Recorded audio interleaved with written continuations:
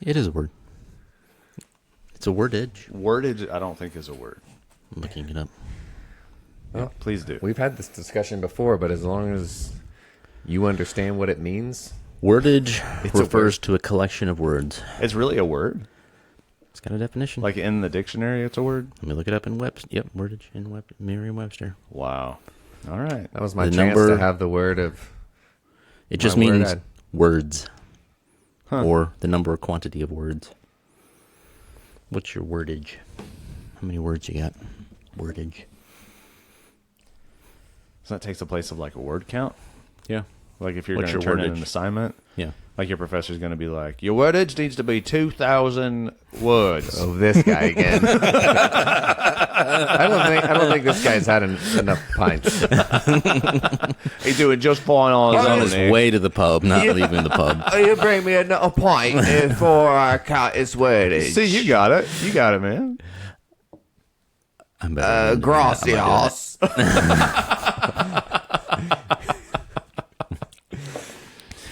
You're not even going to try? Hey, governor. That's not bad. Yeah. It's not bad. It's good. Oh, yeah, we're recording. Okay, nice. Yeah. I want to bring to y'all's attention a PSA that we need to talk about. I think it's important. I think the world is falling apart, and there's an element of the world that needs to be brought back together and healed. And Kind of like Fifth Element? No, nothing like that. Fourth element. Kobe? Kobe, my man? I got no fire. I got no fire. I don't smoke. You smoke? Father, you smoke? Multipass. Multipass. Lilo Dallas, multipass. Lilo Dallas Multipass. Robbie Rocket? What was his? Robbie? I don't remember. Chris? I said multipass to Corbin my... Dallas. Corbin Dallas was Bruce Willis, but the Like what his alias was for the undercover was mission. it Spanky Chris McGee. Jackie Chan and Chris Tucker? Chris Tucker, not Chris Rock. Just Chris Tucker's character. Oh, yeah. I don't know. Robbie Ruby Rock. Ruby Rock. That's what it is. Yeah. He was fantastic in that. Yeah, everybody. Everybody was movie good was in that genius. movie. I quoted that to my sister-in-law. She said she had a multipass because she was taking the train from the city down to Dallas, and she goes, "I got a multipass," and I was like, I just go multipass, Little Dallas multipass, and she goes, "What?"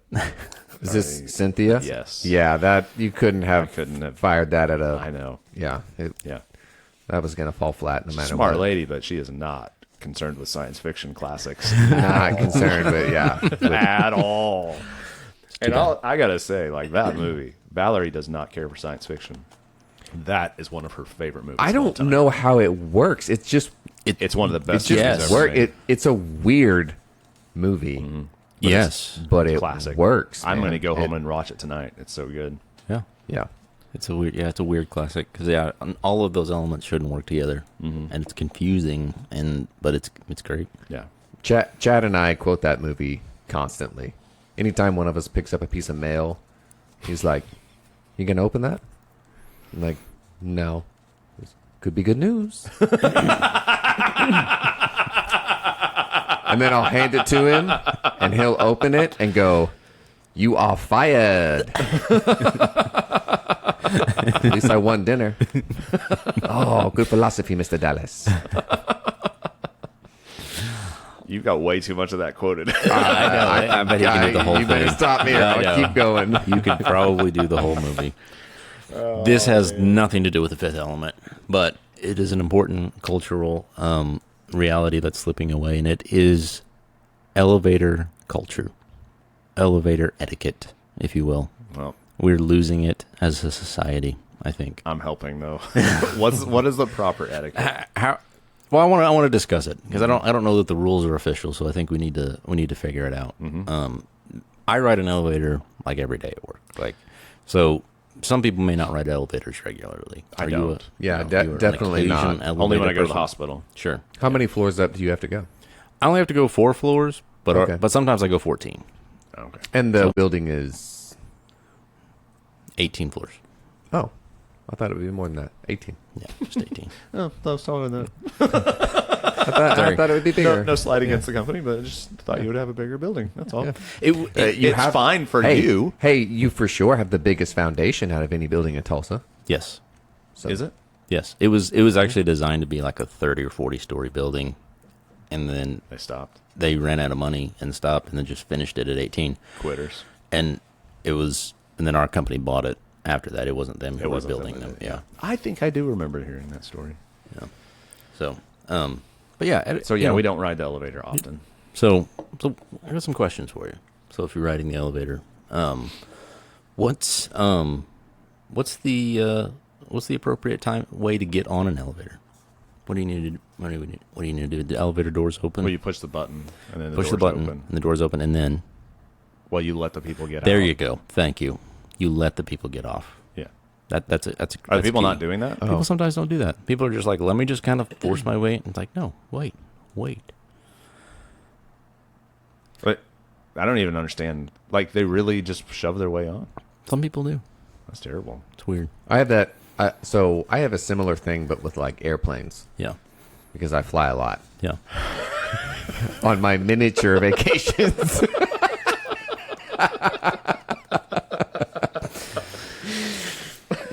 Go ahead.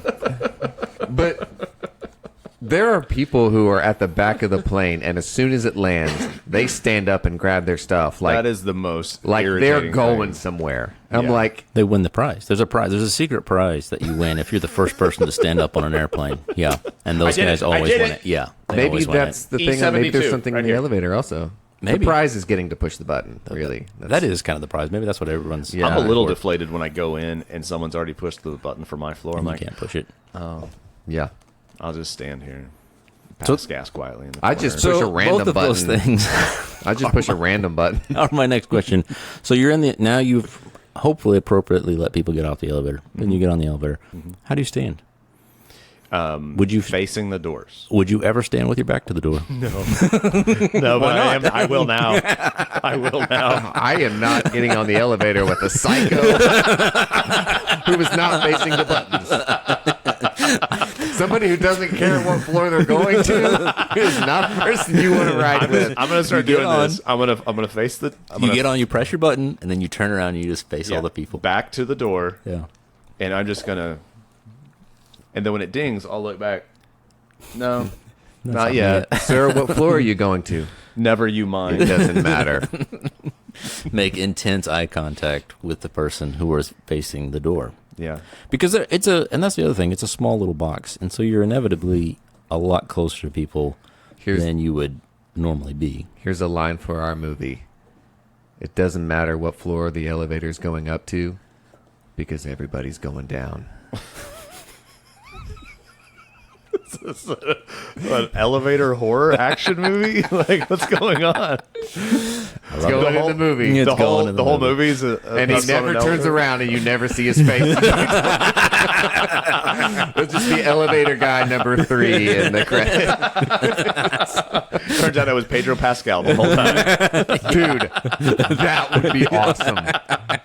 To get a famous actor to show up and do that scene and never see their face. Yeah. That would be funny. That would be awesome. Something like they did that with like Deadpool and Brad Pitt. yeah. Oh, did they really? Yeah. He was the Invisible He Man. was Mr. Invisible, and you only see him for 1 second. While in he's the being movie. electrocuted. You don't know he doesn't really talk, I don't think. Is this the first Deadpool? The second one. Second Oh, one. I didn't see either one. And yeah, he's invisible the whole time. He's just the Invisible Man, and then he gets electrocuted, and you briefly see his face, and you're like, "Oh, that was Brad Pitt." So Brad Pitt's in the movie, and he died. And That's funny. that was part of the joke, I think. Yeah. Oh, yeah. They wanted like an A-list actor, and they. Well, Ryan Reynolds is an A-list actor, right? I know, but it was I think for Deadpool 2, he was like B plus, A minus, and Brad Pitt is like A plus plus. Like if Yeah, you're probably I don't right. think Brad Pitt and Ryan Reynolds are in the same category. They're close, yeah, they're not. but they're not in the same Yeah, category. I guess you're probably right. And- No and slight, I no slight love- to Mr. Reynolds. Yeah, no, I love Ryan No, Reynolds. he's He's hilarious. made- I'll pretty much watch whatever Yeah, he's in. these movies are great. So Just Friends is still one of my favorite movies of all time. yeah, I haven't seen. Is that always be fat to me. I just said I watch anything he's in, and I haven't seen that one. Just Friends, is that Yeah. Sandra Bullock? No, I have seen that one. No, it's the one Just where Friends. Anna Faris is in it. It's such a terrible Is movie. it? It's like a comedy. Yo, It's like he yeah. was fat Okay. and then lost a bunch of Yes. weight. Yeah, Okay. I Yes, think I have. yes. Yeah, I never saw that one. And oh man, it is funny. His younger stuff. It's got quotable lines in it. Yeah, I You'll never. always be fat to me, Chris. I never saw his like comedy. Did Gotcha. you ever see Two Guys, a Girl, in a pizza place? We've talked about this. Yeah, maybe That's we've one of talked the best series. Yeah, it was ever. fantastic. Ever. Yeah, that's my first introduction to Ryan Reynolds. Mine, He mine was- too. I think it was gosh, he everybody's first. funny. Well, maybe not everybody's, but Mine was probably Blade 2, three. 3. Yeah, He was in 3. That was like I was. he was good in it. I He was stealing I the was show from fif- Wesley Snipes, and I think it Yeah, I caused was friction. 15 or 16 maybe when that came out, and I was like,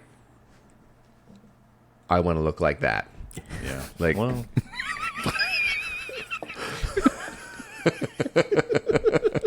that explains a lot about my life.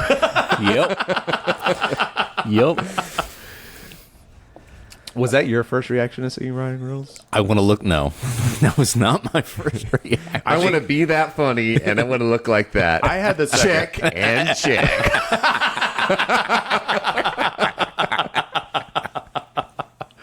Oh my gosh, I gotta say real quick, you just said I think it caused some friction on Blade 3 that Ryan Reynolds stole the show from Wesley Snipes. Every time we do this on these podcasts, there's this part of me that's saying to himself, now remember, Adam, this is going out to the world, to the whole world for years, and Mr. Snipes is still alive. Yes, he is. What if his feelings get hurt? Yeah, that's. And I just want to say, Mr. Snipes, I don't know if people call you Mr. Snipes. Wesley. I am not that Mr. informal. Wesley. Mr. Wesley Mr. Wesley. Snipes. Mr. Wesley Snipes. I think you're a great actor. Yeah, absolutely. I loved all the Blade movies. Yeah, U.S. I did too. Marshals has a U.S. Marshals was good. special place in my life. I love Yeah, it. Yeah. absolutely. He made a cameo in Passenger 57 was great. yeah. Yeah. He made a cameo in Deadpool 3, right? Yeah, Deadpool and Wolverine. He was Deadpool and Wolverine. He was Blade. He was Blade. Blade, Yeah, He Yeah. reprised Blade. Yeah. yeah. That was pretty funny. He was in Expendables 3, maybe. I only saw the first two. Then it was 3. If you didn't see him, it was 3, Was it? Yeah. maybe even 4. I don't think I saw 4. I think I saw 3. Yeah. He's great. Wesley Snipes is Yeah, great. yeah. Demolition Man. I was Demolition man. Yeah. Yeah. Yeah. But anytime, I don't mean it just, we're not here to just sing Wesley Snipes praises. I just mean every time that we have said anybody's name who's famous, and we're like, with the exception of Tom Cruise, like I'm not too worried about. But everybody we don't else, care if he follows us. Mr. Ryan Reynolds, we're sorry we said that you're not as good as Brad Pitt. that's part of it. Yeah. Like seriously, like I kind of feel bad because I'm like, well, Ryan tries really hard, He's great. and he's a really good actor. Yeah. he's just a different actor than Brad Pitt. They're both good actors. That's true. It's kind of like I feel like I'm Brian Regan talking about wanting snow cones when he's playing Little League. I like grape, but I like cherry. If I can get grape or cherry, I'm good. But I'm good with cherry, but I can have grape. That's how I feel about Ryan Reynolds and Brad Pitt. They're both great. I love them both. I've never looked at either of them and been like, I want to look like that. Yeah, no, that's a special person who does I that. might have done that with Brad Pitt because he's always been like, I think maybe there's probably a part of me that's like, oh, I wish I could, but that's quickly dismissed by, that's ridiculous. That's never going to happen. Like, there's no actual, with Cody, it's like, I can do it. He's like, I can do it. Like, it is not that far out of reach for me. But for me, it's way out of reach. it's not out of reach for both of us. We proved after 30 days. Like, how much weight did you drop in that challenge? Not much.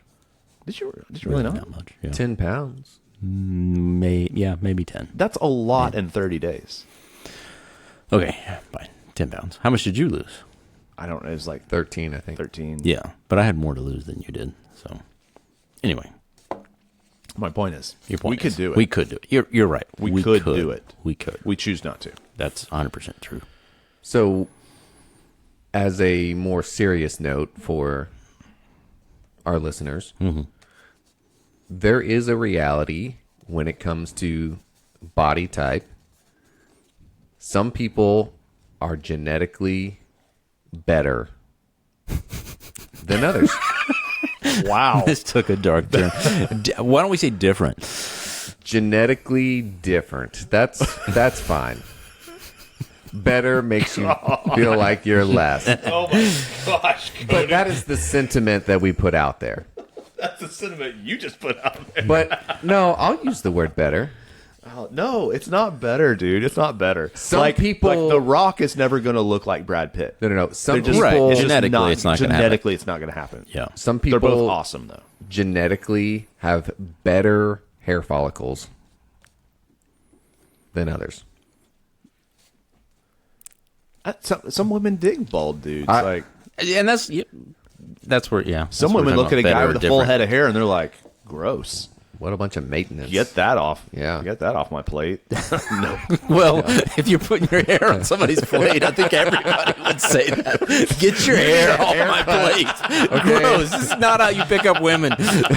Just go and put your long, luxurious hair on someone's plate. As Madame, you want an angel hair pasta?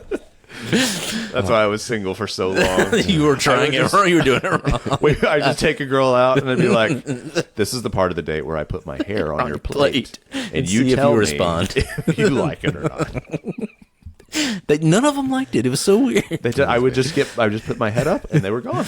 It was like magic. Like I was a little hair magician. Oh. My point People are being genetically different, and is that not everyone can be The Rock. Like genetically, or like part Brad of it. Pitt. Yeah. yeah, that Yes. genetically they're just different. Yes. And that's part of the reason why they are super famous. Sure. There's a lot of Being work an that actor goes is into very it. difficult. Like they work hard at what they Sure. do. Yeah. And they had to take some serious risks to become an actor.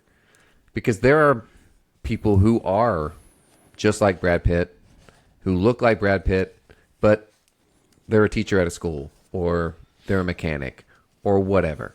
And Or they're a who's it. Or what's it? Thank you. yes, not everything is achievable. Sure. That we just think that that's like we get caught up on. Oh, that's Yes. that's what a guy is supposed to look like. A guy being able to look like that for 40 years is not. It's not easy, and it's not normal. Yeah. So That's fair. Yeah. Yeah. Two people can put the same amount of work in and turn out with different results based on their genetics. yeah, Yeah. And Yeah. that's- yeah. I think that's what you're saying. That's pretty what common you're sense. trying to get to. yeah. So It would be the same thing with like maybe like- don't look at Ryan Reynolds and being like, I can do that. Maybe everyone shouldn't do that. Some people can. But there is also a level of like everyone does have a better version of themselves Sure. in there. And with study or hard work, those things you can bring those things out. But I agree with that. Yeah. yeah, it would be the same with like IQ. Somebody with 100 IQ and somebody with 150 IQ. The 100 IQ will never be able to get to the level of a person with 150. Well, I don't know about that. They aren't thinking at the same speeds. They don't. It takes them too long to understand things. That's They might. Hey, I can hear you play with your. Sorry. your cup. Your cup. Yeah. I'll stop. It's like I call him hearing his cup. Sorry, everyone. That's all I'm hearing. Can you hear that? It's awesome. I love it. It's my ASMR for you guys. Yeah. I gotta put it out of reach or I'll touch it again. You didn't finish your coffee. It's empty. Oh, there's a little bit in A there. little bit in there. You didn't put any French vanilla in. That's I the did. problem. I did not. I put half and half. Did you? Yeah. Sorry, I distracted us with Brad Pitt and Ryan Reynolds. What were we talking about? We were talking about elevators. Oh, yeah. Sorry. I need to go back and listen and how we made the leap from elevator etiquette to Ryan Reynolds. Maybe we should rename the podcast to Easily Distracted. Yes. You just don't want it to be beans, vanilla, and heresy. because you're It's heresy. not- He hates it so much. I feel bad, but sorry. Yeah. What are you drinking this morning? Decaf. Decaf coffee. Yeah. That's why you're With heresy. French vanilla. Thanks. So, I was actually going to bring this up. Yeah. I am finding I cannot do caffeine, do coffee anymore. I cannot. I can't. Like, I get heart palpitations from it. I am not joking. Like, it's been like a real thing because I've been sleeping less and less. I've been like, I'm in super wicked sleep debt. And so I've been using coffee to stay awake at work and everything. So I've gotten up to 2 cups a day. 2 8-ounce cups a day. Yeah. Yep. That's nothing. But go ahead. Lightweight. Lightweight. I know. Yeah. I know. Well, I am a lightweight. I'm at Which is why I 40 don't- ounces before 2 o'clock in the afternoon. No, I think my heart would explode if I had 3 cups of coffee. I had 2 cups of coffee. I'd have one at 6:30 in the morning, and then I'd have another one at 11, and I'd start having palpitations at 2 o'clock, and I'd be like, "This isn't right. This doesn't feel good." So I'm just back to decaf and tea. I'm leaning into the green tea. Green tea. Okay. It's got some caffeine in it, though. It does, but it also has a The metric version of coffee.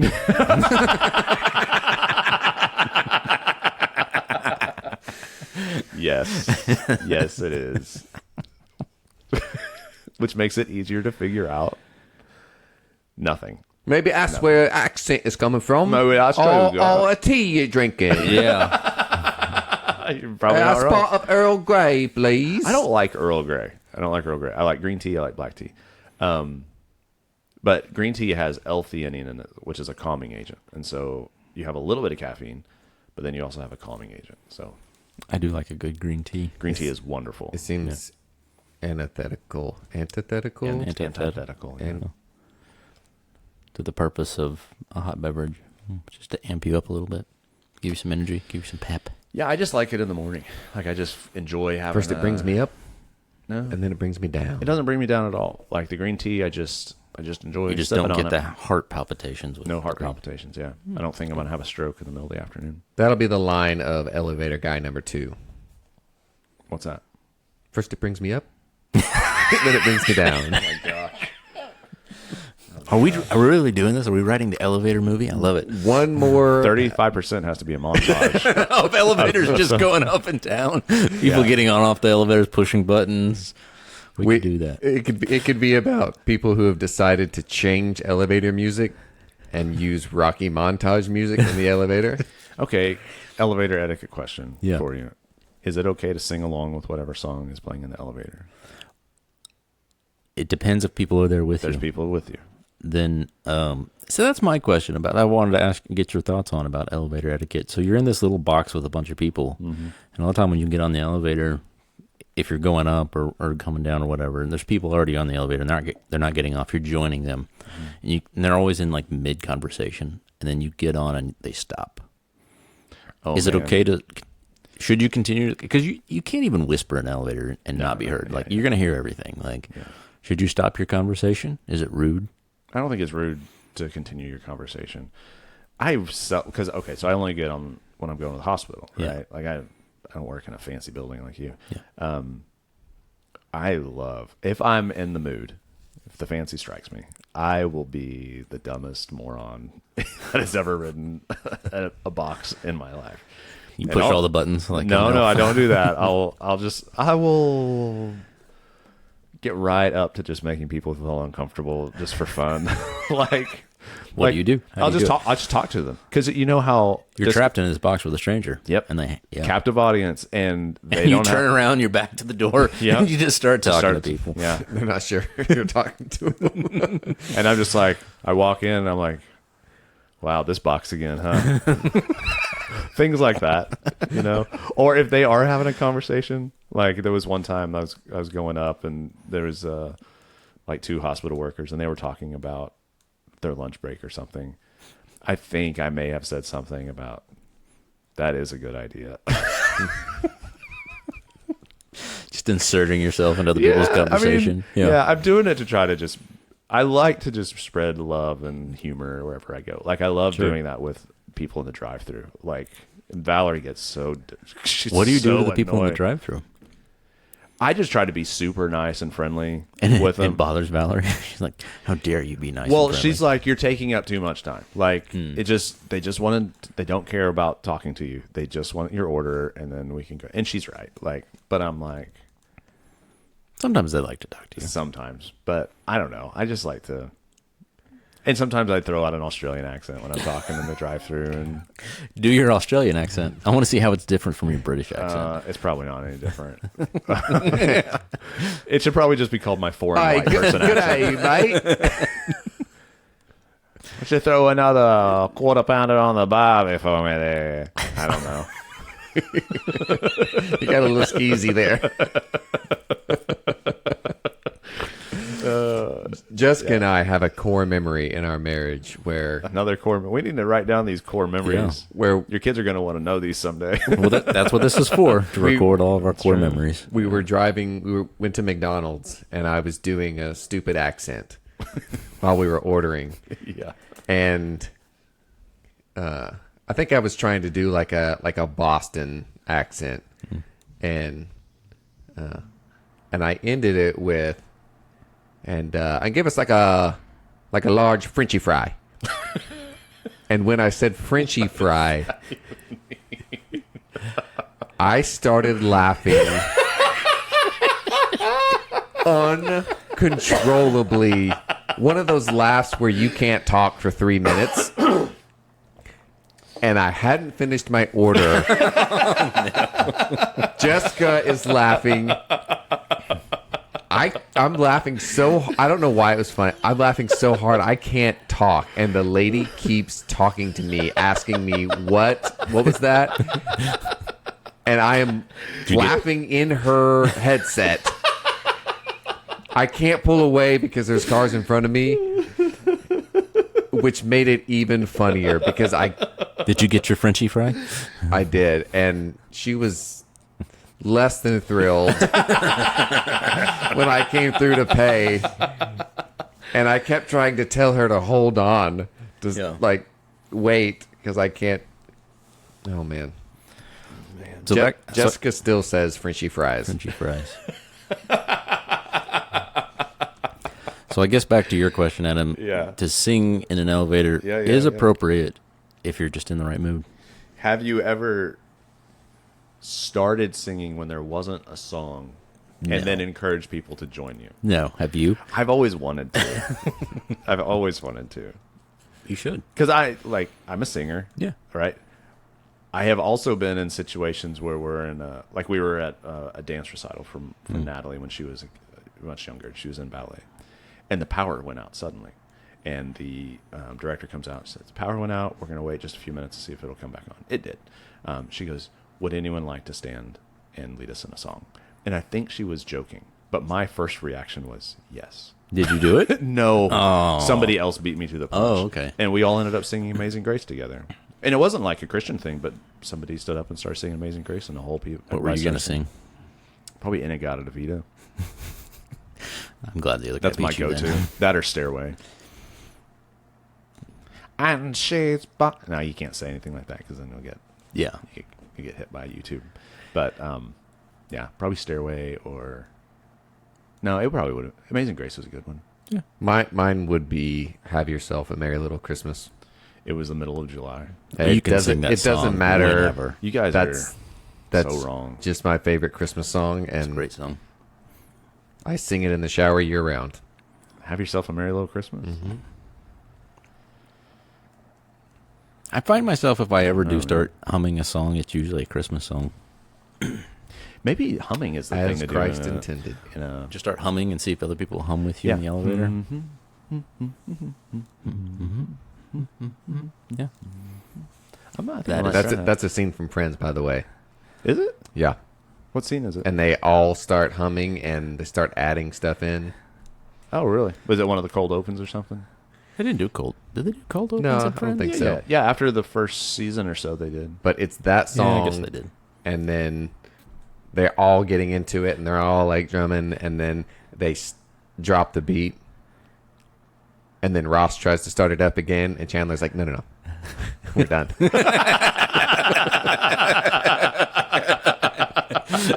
think I remember that. Yeah, now. that sounds familiar. That's funny. My Natalie wants to watch Friends really bad for some reason. I just think she's seen clips online and stuff. She's like, when can I watch Friends? And I was like, I don't think you can. She's like, why? Like, she's 13. We watched it when we were 13, right? It was on network television. Did you not watch it growing up? No. No, I didn't watch it until I didn't- was Yeah, I was in 22. college Oh, when I wow. started watching It it. came out when I was, I'm dating myself. It came out when I was in 8th grade, 7th grade, something like that. So I was 13, 14. Yeah, I was pretty close to that age. And I don't think I watched it when it first came out, but I ended up watching it in high school and stuff. It's very sexual. yes. Like, very, very sexual. Yeah. And that's what Valerie and I have gone to, and we're just like, we don't have a problem with you watching it, but not now. Like, you're gonna have to wait Yeah. till you get older. Yeah. But I don't know. Yeah, It is some of fun. those It's one of the funniest shows. 90s ever. shows are pretty wild. When Oh, you look yeah. back. Even some of the Yeah. the TGIF stuff on Friday nights. Some Yeah. of those shows you're like, oh, okay. Like, which one? Family Matters, Step by Step, all those classics. Those were edgy. Some of if you go back and watch some of them, they were a little edgy. What was it? They're just different. Maybe it's different culture. But this is a struggle that I have, that when I was growing up and watching these things, none of those thoughts ever crossed my mind. Oh, yeah. Like, Yeah. as an adult, Yes. I am so critical, and I'm like, does it matter? Like, does it matter if they watch this or does it not? Like, I'm fine. Yeah. Yeah, I think it does matter though. Yeah. Like my parents didn't know any better. Like, there was no reruns of Friends to watch. Yeah. So they couldn't watch it and be like, "Oh." And usually if they were watching it with me, they'd be like, "Oh, forget you heard that." Okay. Yeah. See, my parents just went on the safe side and like, you're not watching any of that stuff. Yeah. Yeah. And so I didn't watch any of it till I was in college. And I could. And you turned out to be a missionary. So Yeah, I guess it was the right choice. and you did married the not. most holiest And- woman but in yeah, the world. The most holy woman in the world actually married me. So Yeah. So, thanks, Mom and Dad. yep. And I did not get that. I think my parents just said it's television. I think that what the problem was is that they trusted the government back then. They trusted the government to make sure that bad things wouldn't be on television. And Yeah. that didn't work out. That's a mistake. Yeah. So, Yeah. any more elevator talk? I think we've settled that You we're can going to write a. You can sing. You can't interrupt conversations. Well, I mean, I do. You That's- do. It yeah. just it is. You just have to. It's fun, but I like for people to have fun. I was in this super serious conversation yesterday at work. These engineers are very upset, and they're not mad at me. I'm here to help. I'm trying to unravel this problem. And one of the engineers, now we're dealing with a giant piece of steel. It's 6,000 pounds of steel, and we're machining on it. We're making this thing. You're cutting it into one piece. It is one piece, and we are refining its shape and turning it into something. Okay. Yeah, the blocks. It's pretty actually kind of cool. The blocks start out at 5 tons, and then we whittle them down to 6,500 pounds or something like that. It's pretty cool. The engineer who designed this product, we're talking about the solution to this problem, and he goes, "Okay," and he's very serious. What is the worst that can happen? And the vice president of engineering is there.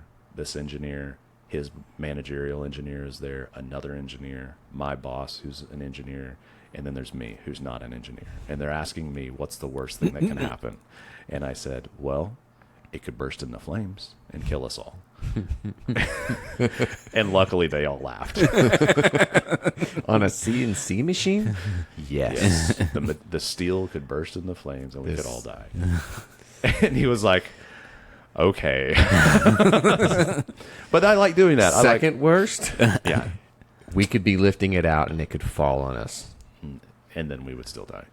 But I like to do that. I like to make people laugh. I like it when people are having it. And it's just, we don't have to be serious all the time. It doesn't have to be. So, Yeah.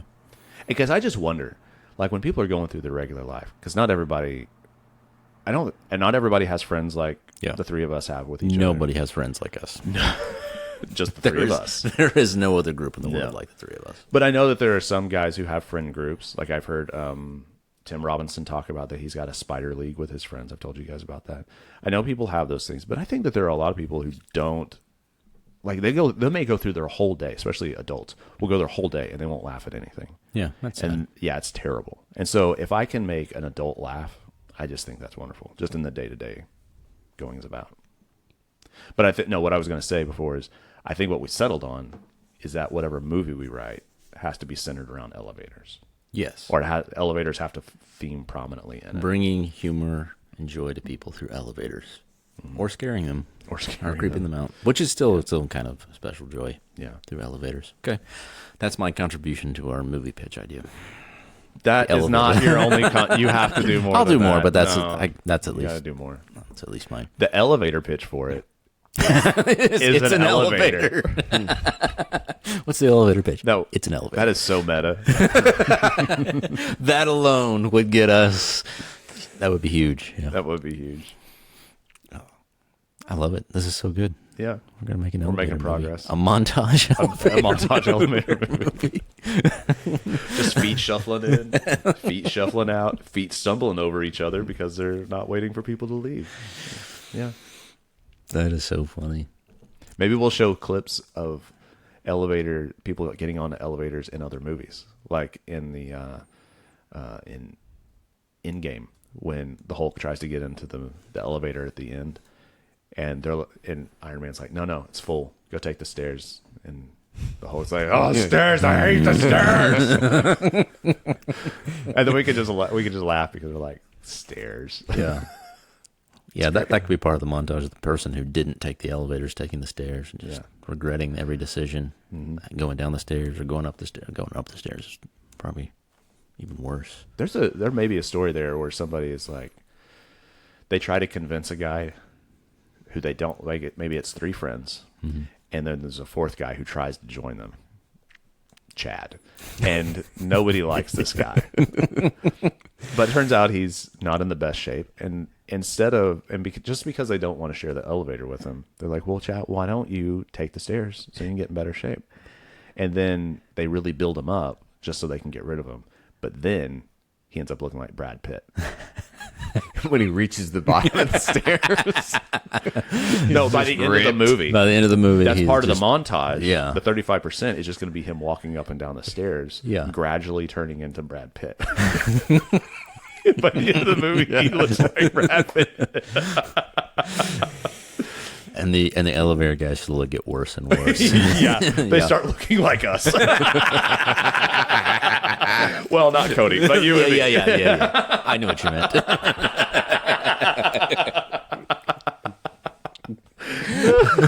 It's funny because you're fat. They're not fat. Yeah, Aiden called me fat and old the other day. I was like, dude, I'm old. I am not fat. And he was like, aren't you? His logic is undeniable. Yeah. We've created a new fun family tradition. I'm taking credit for this. So my daughters, my wife teaches our kids foreign language, part of homeschool, and we did Spanish with Aubrey, and then I say we. I didn't do anything. My wife is doing all of this, but for Kate and Violet, they've been doing sign language as a foreign language. Yeah. Or as another language to learn. And so they've been really practicing sign language, and we watched a movie about sign language, and so I decided that I was going to create a unique way to say I love you, because there's a way to say I love you in sign language, but I was like, the Freemans, we need our own I love you. Okay. And so we created our own I love you sign language. So I want you can do this with me.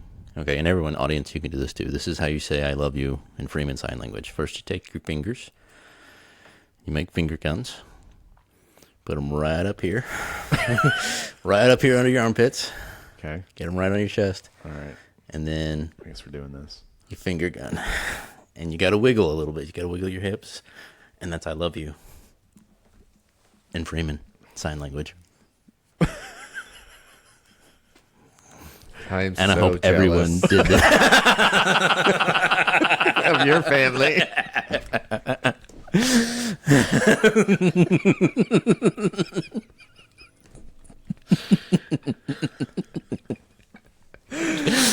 Oh yeah. Oh my gosh. I take back everything I said about Leslie. I'm just wondering if that's actually a sign for something. And I hope not. I wonder if Because it is. we've taken it. I wonder if it's actually the sign for having a great day. Or Yeah, my luck, it's probably something much worse. posers or Yeah. something. Yeah. I don't know. Yeah. So, Huh. we did that. That's What fun. are you really thinking there, Cody? You got some thoughts going on there.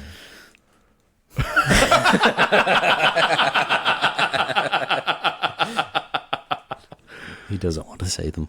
My head is completely empty at the moment. This is the first time it's ever happened. Oh man. I don't have a sign that I'm fascinated that you guys decided to come up with a special word for I love you. It was more me doing it to my kids to be funny, and they actually appreciated it. So now it's a thing. And then my daughter did it. Aubrey was like, "Hey, Dad, remember?" And I was like, it was like at the end of the day, and I'd almost already forgotten about it. And I was like, yes, now it's a thing. When one of your kids does it and repeats it, then it becomes a thing. We're going to see this like in the sanctuary at church. Them across the room telling each other they love Got to them. get your shoulders, your hips, got to get the whole wiggle going. I don't feel comfortable doing that. I don't even like looking at you while you're doing it. It's so Oh, it's so awkward. disconcerting. Oh man. Natalie and I have a special handshake, and I only do it with Natalie. It's instead of doing a high five, we turn the backs of our hands to each other and we hit the back of our hand. Like this. Yeah, like that. And then we do the snail. Mm. Yeah. And it evolved because we kept fist bumping and then constantly snailing. And it would be see who could snail each other the first. You guys know snail, right? I don't. To explain. Yeah, this. so fist bump with me. Yeah. And you go fist bump, snail. No, I do it. You Oh, don't fist bump. So okay. I fist bump you, and I go snail, and then it looks like a snail. Your Right? fist becomes the shell. You hit the I shell. see. And so what we kept doing is we would rush to it, and it would both go like this. So And it so was you like both a double- a two-headed, two-headed snail. Yeah, exactly. Yeah. And then we would pretend that we weren't going to do it at all, and we would just high five, and then we would try to do that. But it's not very fluid when you do that. Yeah. And so then it turned into me like lazily just throwing the back of my hand up to give her a high five, and then I found that I could just whip my hand around and snail. So You're now you welcome. slap the back of your hand sometimes, Back of the hand slap turning into and a it snail. always turns into a snail. That's the Always. thing. Okay. Yeah. Wait, and this is the best part. That's pretty And this may happen with your finger guns thing. Yeah. Anytime I try to give her a backhand slap and then the snail, and she misses it, or she tries to give it to me and I miss it, we both give each other the most profound look of disappointment. We're just, You So failed. Yeah. Elliot has a fairly inappropriate dance with his family to say I love you, and Yeah. Adam backhand slaps his daughter Yeah. to say I love you. not Yeah. exact. Yeah. That's okay, exactly sure. what it is. Yep. Yeah. What do you got, Cody? JC and I say I love you by not looking or talking to each other constantly.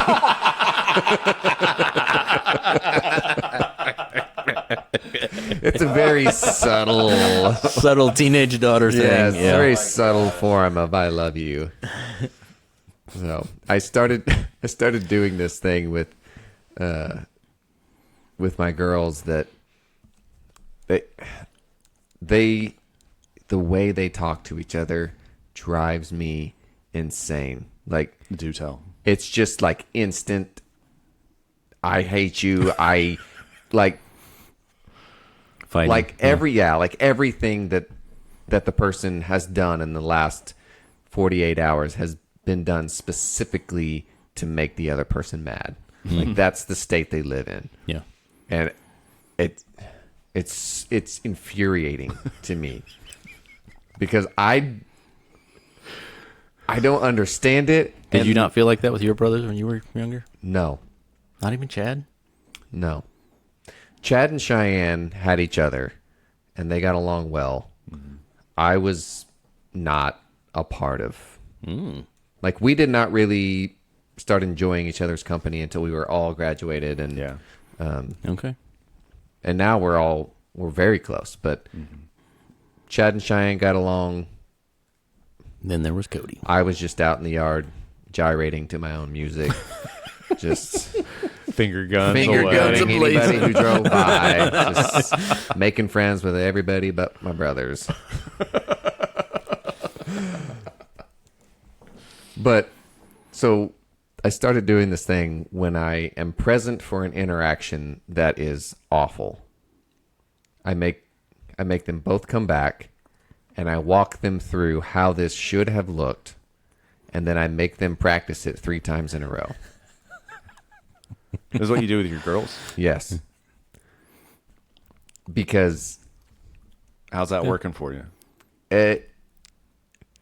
the younger one thinks it's kind of funny, and the older one Talks to you less? loves me so much more. It's all in the silence. She struggles with it, but Yeah. I'm like, look, we're just going to run this back, and I'm going to show you how this should have looked. This is how you would have talked to your friend if they were here. That's my thing. I'm like, so Yeah. making them practice the right thing Yeah. instead of just getting on to them for the bad behavior, showing them what it should have looked like. Yeah. I can get down with that. Yeah. Practicing good behavior is good. Yep. One of our things was we if they apologized, we made sure that it was an actual apology, not "I'm sorry that you got upset."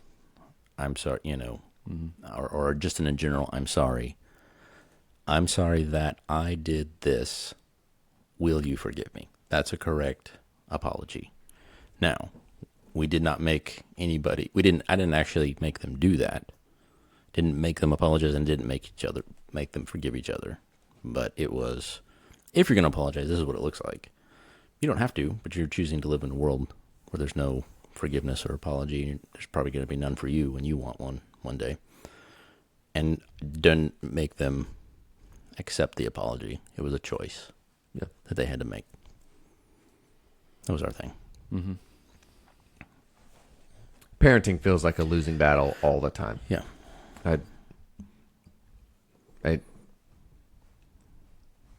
You're just like hoping that at the end of all this, they are good people. Yeah. And Somebody told me one time, I think it was a long time ago, and I don't think it was original with him, but he said his goal in parenting was twofold. If he got his kids to know 2 things, he would have considered it a success. Now, there's more than 2 things, but his 2 things were he wanted his kids to know they were loved far more than they could have ever imagined. Mm-hmm. And 2, there's a center of the universe and you're not it. Those 2 things, like if I can get them to know those 2 things, that's pretty good. Yeah. Yeah, I was just talking to some homeschool dads the other day, and a homeschool mom popped in, and she was like, "Oh, they're going to be graduating soon. I'm going to be so sad. It's so bittersweet. Maybe just bitter. I don't know." And I was like, "No, like I'm excited for them. Like if they make it to 18 and they move out and they go to college, if they do that and they've turned out to be even a moderately decent human being, I'm going to be like, I won. Yeah. I won. They won. The world wins. Let's all celebrate. That's the purpose of it. Yeah. It's not to keep them forever. It's to help them be who they're supposed to be and send them out into the world. Yeah. Yeah. I agree. Yeah. I figure it's a losing thing if they don't keep going, keep growing, keep doing. Yeah. So, I'm looking forward to it. But I don't know.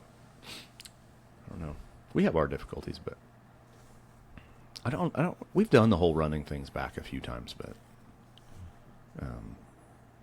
I just don't have time for it. Like, if I had time for 17 vacations a year, I probably have time for that. But I don't have time for that. Mini vacations. Many vacations. Miniature. Many. It is weird how mini and many they sound. You say them exactly the same way. Yeah.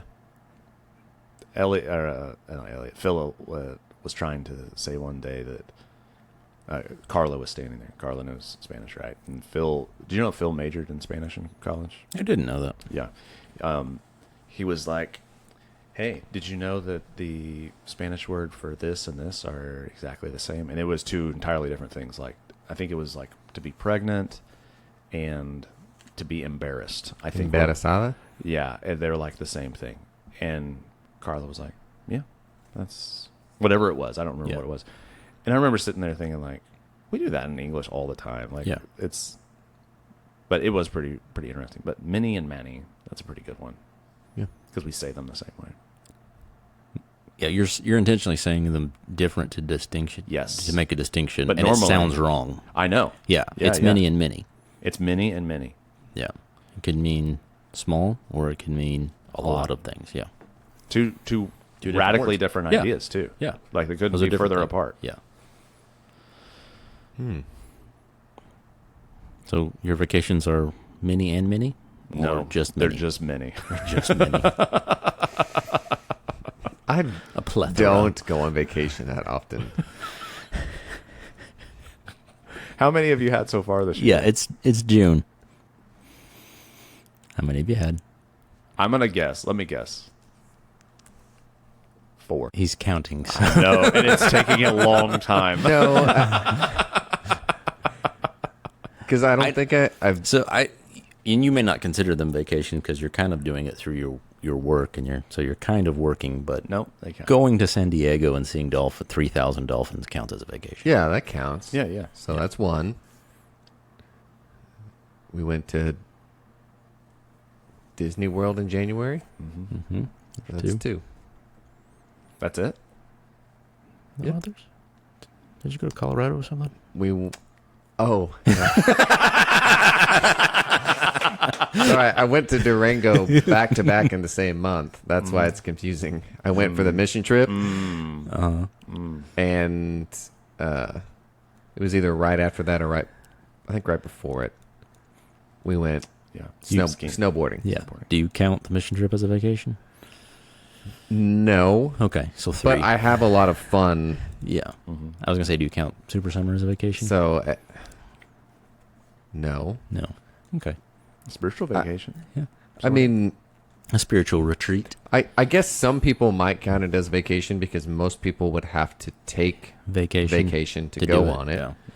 So, Like the retreat that we went to, the conference we went to. I had to take vacation Yeah. in order Yeah. to go to it. Yeah, me and too. I went to that. I don't know that you would call it. It was Actually, it was a came men's from retreat. snowboarding Yeah, that's right. to You went from one vacation to another. yeah, piggyback. It's a tough week. I'm counting 6, That's what I've got.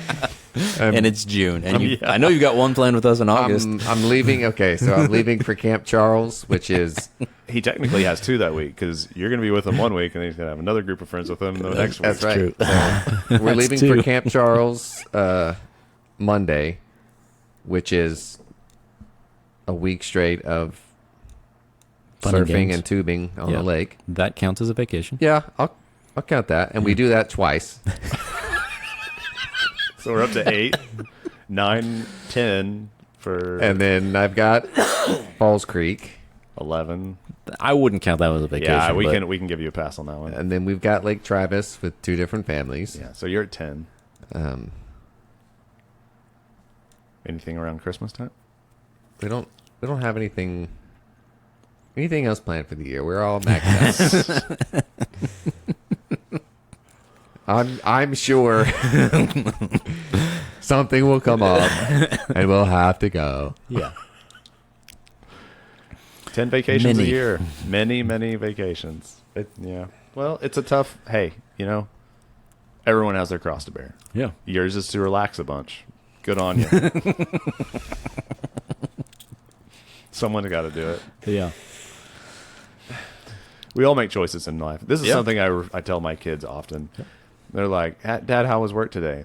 And I was like, this often these days, I'm like, well, it's the same as it is every day. Make better choices than me. And Cody has made good choices in life. Obviously, if he is taking 10 vacations a year and thriving in life, I think he's made good choices. So He's doing all right. be like Cody. Said If nobody there's ever. anything Said that Elliot you right must take now. from this episode, it's to be more like me. Yeah. That is what we're peddling here today.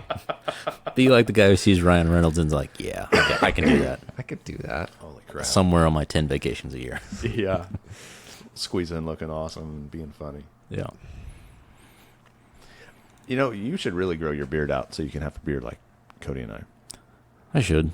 It gets itchy, but I should. Do you think your work would not appreciate it? I don't. It's funny if people have long beards Okay. like you. That would be weird if we all had long beards. Yeah, I get it a little bit longer than this, and I'm like, it looks a little weird, and I have to trim it a little bit to kind of shape it, and then it ends up, oh, I've cut it too far. And then I Like, gotta I'm cut it back. staring at my no mustache, chin strap beard. And what do you picture. I'm think? like, I don't like it. Yeah. I don't like it. Look at this. Look at that. Yeah. The chin strap That's with not no good. mustache is not a great look. Why didn't somebody tell me? We were being nice to you. Remember when you grew the mustache and we were like, We were oh, it so looks happy." so good. Keep doing it. And you were like, no, I hate it. I hate it. We were like, come on, dude. Just don't. Please don't go back. And remember Please. how happy Valerie was? Yeah. She was like, the one thing missing from our marriage is your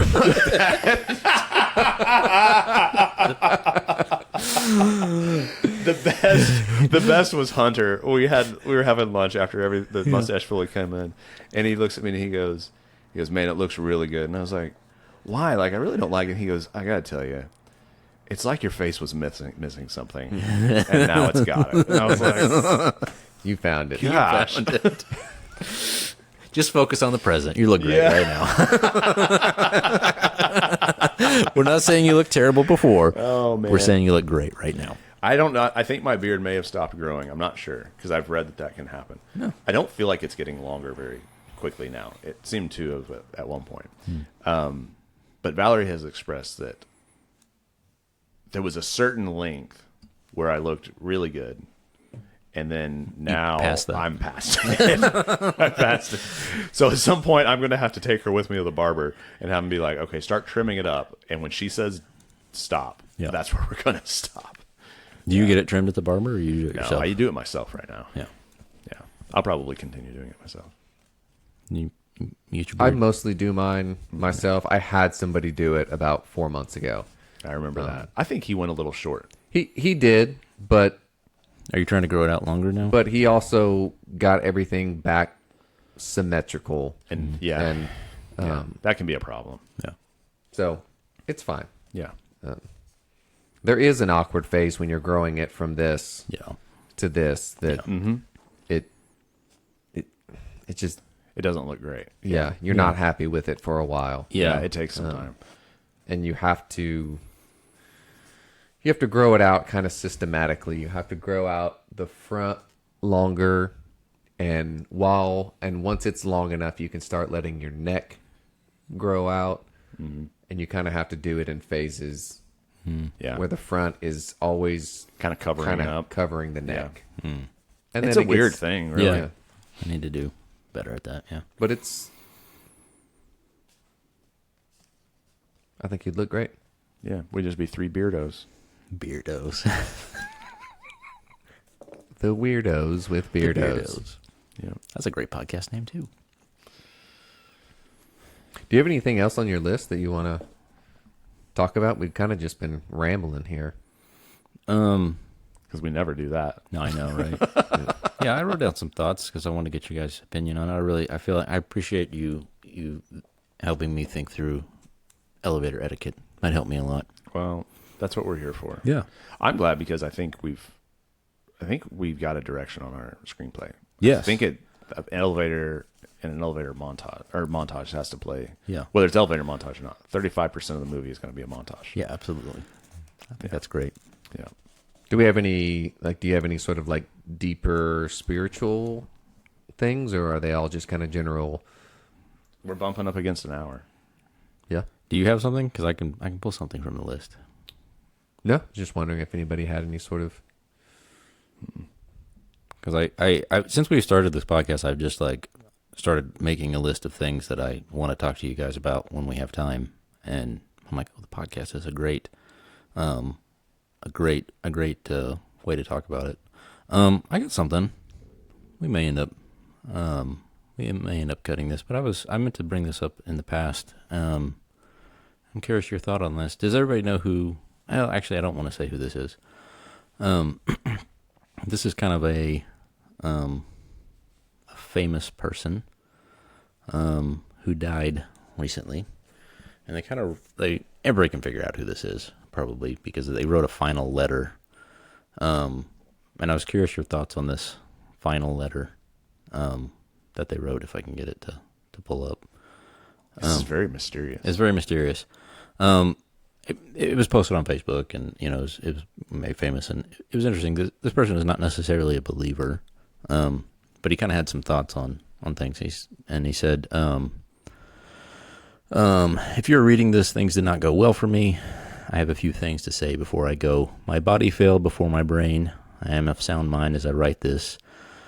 He gives a date. If you wonder about any of my choices for my estate or anything else, please know that I'm free of any coercion or inappropriate influence in anything I say, I promise. Next, many of my Christian friends have asked me to find Jesus before I go. I am not a believer, but I have to admit the risk-reward calculation for doing so looks attractive, so here I go.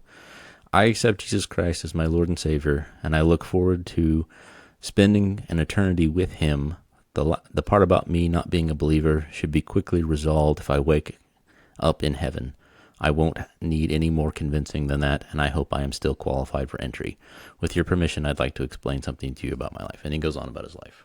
So he kind of throws that out there. Mm-hmm. What are your thoughts about that? You've heard of, I believe it's Pascal's wager. Yes, it's basically Pascal's what he's wager. done. Yeah, right. I have listened. I'm fascinated with weird stuff. Mm-hmm. You guys know that. Yeah. One of the things I enjoy listening to periodically is people's near-death experiences. Mm-hmm. And there are a number of Christian near-death experiences. There's a number of atheist near-death experiences where an atheist, I'm just going to say an unbeliever. I'm not going to say an atheist. I'm just going to say someone who is not following Christ as Lord and Savior dies. They wake up in a bad place, and they call out to Jesus, and Jesus saves them at that point. I don't know what to make of that. Like, they come out of it, and they come back to life, so I don't have any, I'm not putting anything on any of this, except that there's so much we don't know. Sure. And I mean, it doesn't sound like that guy is necessarily going to go to heaven, but I'm no judge. But who knows? Maybe he woke up in a dark place and he said, "Hey, Jesus, if there's any way you can help me, I would appreciate it." And maybe God responds to that. I don't have any idea. I don't know how any of that works. Yeah. On the other side of the veil, right?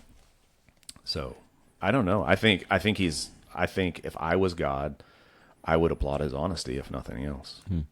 So, yeah, I mean, it's an interesting question about faith and like what that means. I think we've all probably struggled with faith and the idea of do I believe enough? I think that's a popular thought that believers have is, do I have enough faith? Do I, Bible talks about having enough faith, just enough, a mustard seed to move a mountain. And I think there's a real struggle for a lot of people who say, maybe I didn't believe enough, or maybe I didn't do the right thing. I think they're thinking about it wrong, right? Right. Yeah. But I think that is a struggle that we all kind of wrestle with, and we think how we think about God. I think I think we get it wrong a lot, and we're relying on ourselves a lot more than we should. We should rely on Him. Like that's what faith is. Sure. Yeah. So I don't know. I read that and I thought, that's an interesting.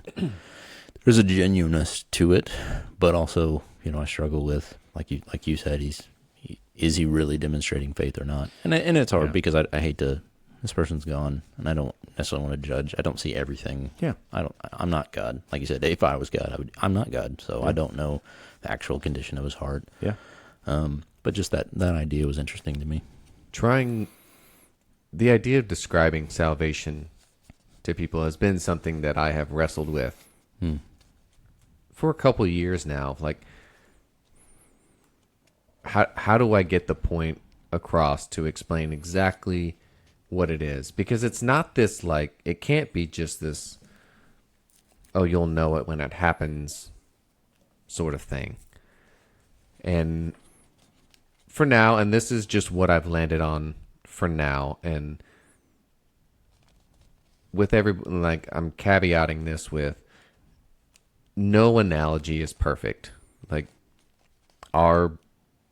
is this the part of the podcast where Leslie's perking up because Cody's about to give us a killer analogy? Yes, she loves his analogies. Like tea is the metric version of coffee. Yeah. Okay. maybe. That needs to go on a T-shirt. Tea is the metric version of coffee. I'm writing it down. Yeah. Okay. For now, this is kind of what I've landed on. If someone is asking me about salvation and what it is and what it looks like, and right now it's belief squared. It takes two beliefs. The first one is Christ is real. Like, you believe he was here. He lived, he died, like, he died for sin. That you believe that Christ is who he said he was, and you believe Scripture about him. Right. Okay? Which does not qualify you for entry into heaven. Scripture says, Right. Yeah. you Even the demons believe, even the demons believe. Yeah. Okay? So believing in Christ is not enough. Okay. There is then a second belief that must take place, and that's the faith part of it. And salvation is, you have one life, one spirit, and the world is offering you a plethora of places to put your salvation in. This is salvation. This is it. This is it. Salvation is when you look at Christ and say, I've got one shot at eternity. And I'm placing it in your basket. That I am putting, like, if I'm wrong about you, then I wasted my shot for eternity. I should have put it somewhere else. Salvation in Christ is, I am trusting that you are the way, that you are the truth, and ultimately the life for me eternal. That is salvation, is you are putting all of your eggs into his basket, and you're saying, this is where I choose to trust. I'm putting my faith in you, and that you will do what you said you will do. You started talking, and it reminded me of a verse. I think what you're talking about is Hebrews 11:6, which says, but without faith it is impossible to please him, for he who comes to God must believe that he is, and that he is a rewarder of those who diligently seek him. There's a dual, like what you're talking about, two-faced. Like, you must believe that he is, and that he is a rewarder. And that's what faith is, right? Faith is that, and then we are saved through faith. Like, salvation comes from God. And that's what it means when we say we are putting our hope in Christ. Yeah. We are hanging everything on him. Yeah. Yeah. Yeah. So, based off of that letter, Yeah.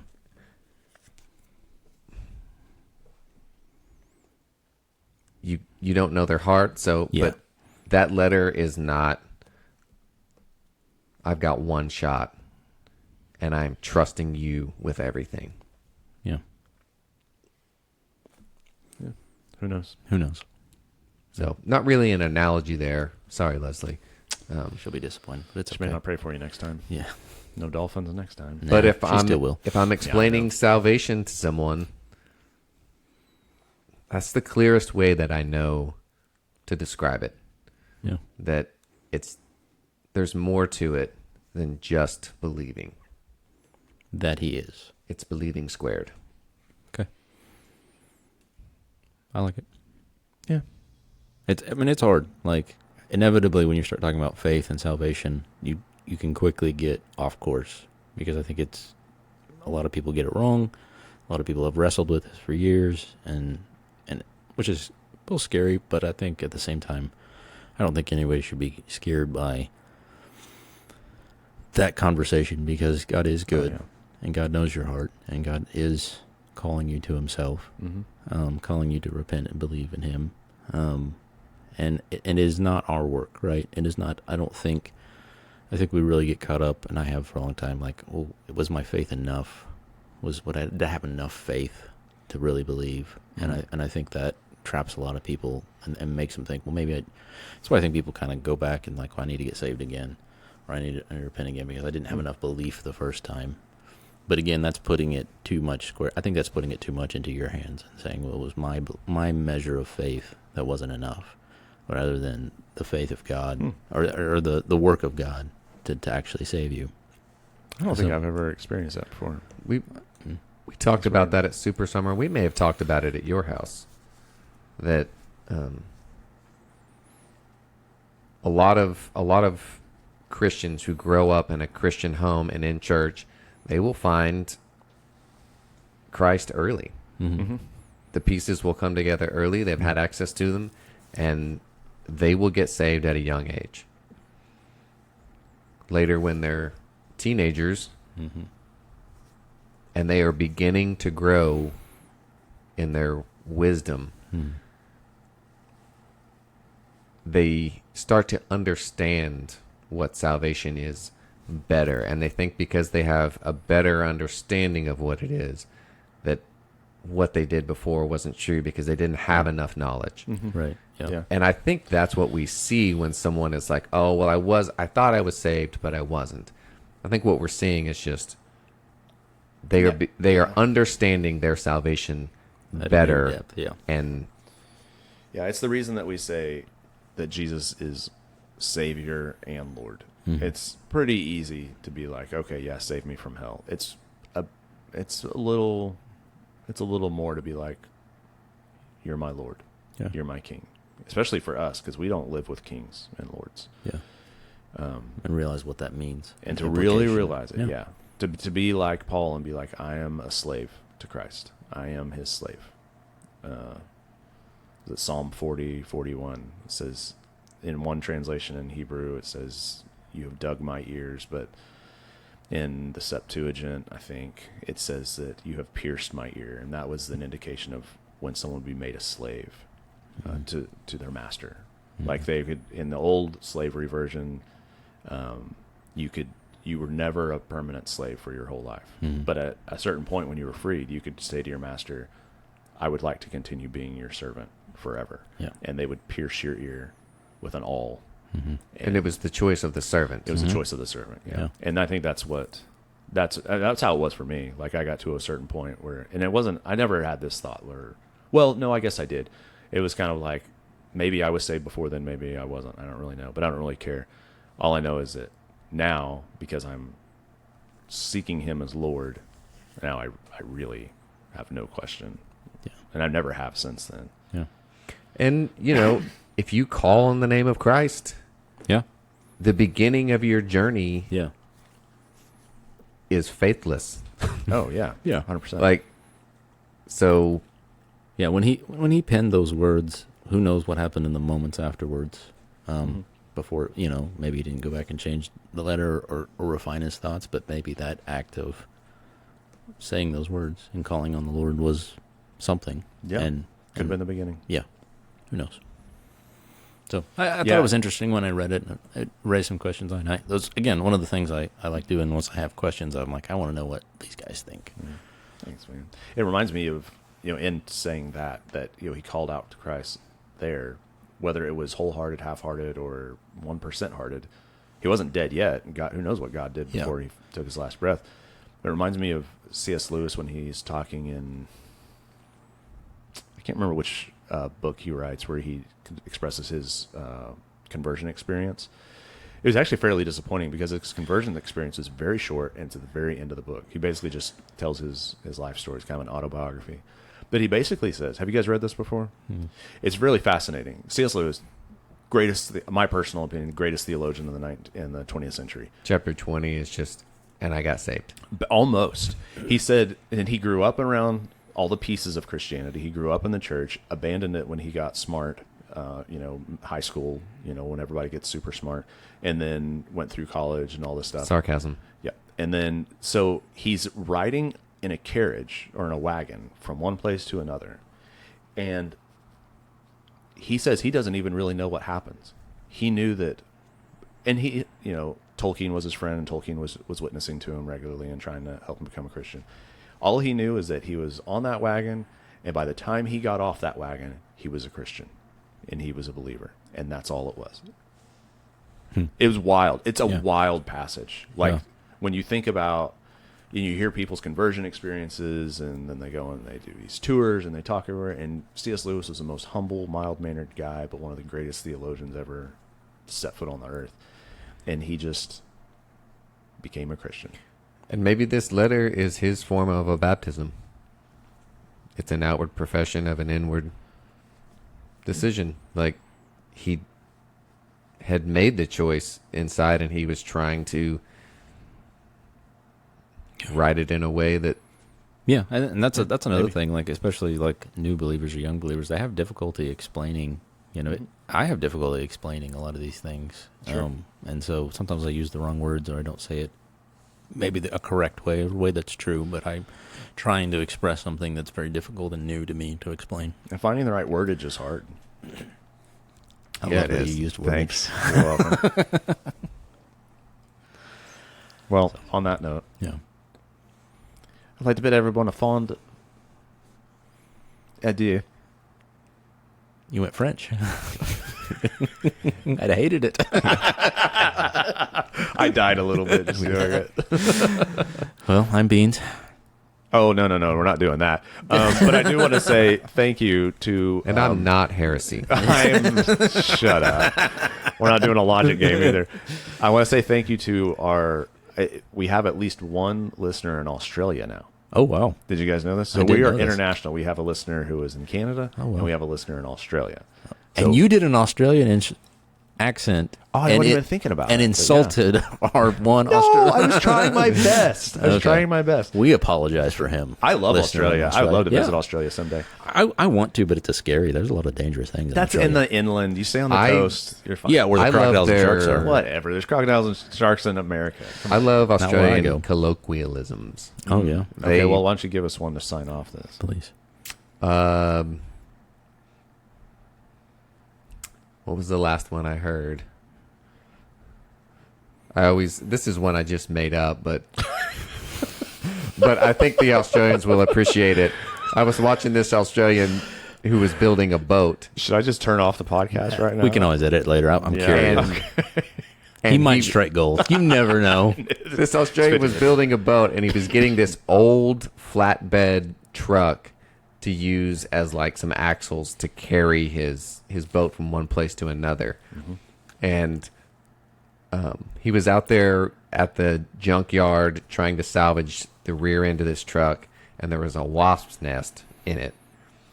And he said some phrase that I don't remember exactly, but it was something like, well, I'm out here trying to get the roundies off of this old truck, and the stingies got me.